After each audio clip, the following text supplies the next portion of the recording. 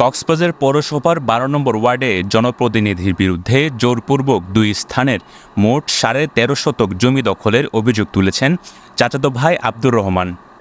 সোমবার আব্দুর রহমান তার স্ত্রী ও সন্তানেরা ওয়ারিশ সূত্রে প্রাপ্য জমি দখলের প্রতিবাদে সংবাদ সম্মেলন করেন। সংবাদ সম্মেলনে আব্দুর রহমানের ছেলে জাফর আলম বলেন, ১৯৭৭ সালে ঝিলংজা মৌজায় ১ একর ৬৮ শতক জমি ক্রয় করেন তার দাদা আব্দুল মান্নান। ১৯৮৪ সালের মৃত্যুর পর তার দাদার ৩ জন স্ত্রীর ৫ পুত্র ও ৬ কন্যা মিলে ১৪ জন ওয়ারিশ রয়েছে।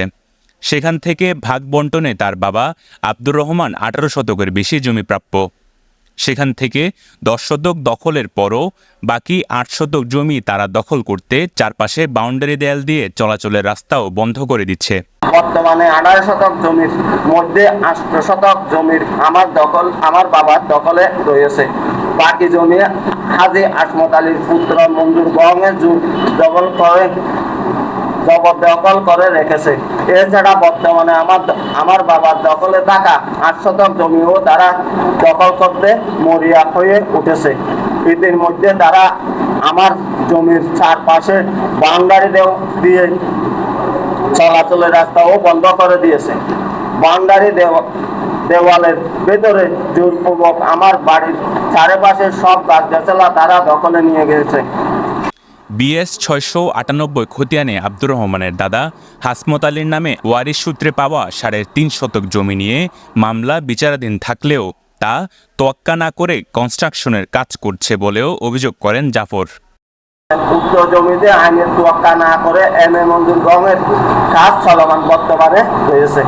বাইকে আরো জায়গা একদম মাপে দিয়ে বাড়ি চাঙ্গে হতে একদম মাপি জায়গা হাতে হবে হাতে লেভেল আছে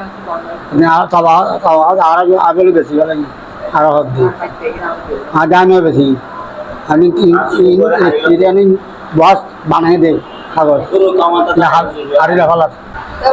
দৌড়াতে স্যার তার ক্ষমতা বাড়ি গিয়ে মঞ্জুর দিয়ে চলে যাবে ভাই এখন ডালট মারি বললা চাষারে